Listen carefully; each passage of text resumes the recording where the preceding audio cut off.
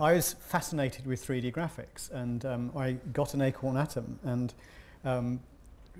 was utterly disappointed how slowly. I thought if you drew lots of random dots and made them move apart, it would look like 3D. But it sort of went and so there's no feeling of motion. So I had to learn what's called assembly code, which is working at a much lower level in the computer to do that. And that was my first experience of 3D, and it felt so amazing. I wanted to do something with it.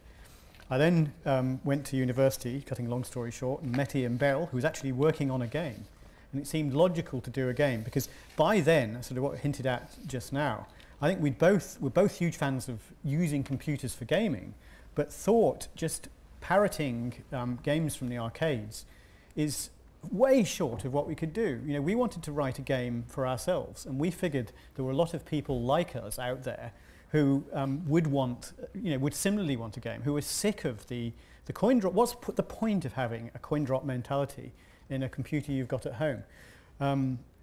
Which actually, sort of winding forward a little bit, the first publisher we showed Elite to, and Elite was mostly finished by then. You could play it, you could trade, you could dock, you could save your positions, was to Thorn EMI in London. And they said, oh, we don't want this. It's a beautiful tech demo, but it's going to take ages for anyone to play any distance in it. I said, yes, isn't that great? And they said, no, we want 10 minutes gameplay is the typical time we aim for. And I said, well, why? We don't have to get coins into a machine anymore. And I think it's that change in mindset. They didn't like the fact we had no score, which we were very proud of.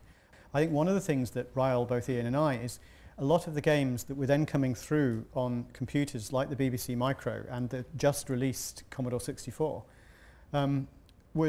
there was a one-upmanship where most games, there almost became a rule that scores were in the order of 10,000, and then you get an extra life at 10,000, then you go up to 20,000, another extra life.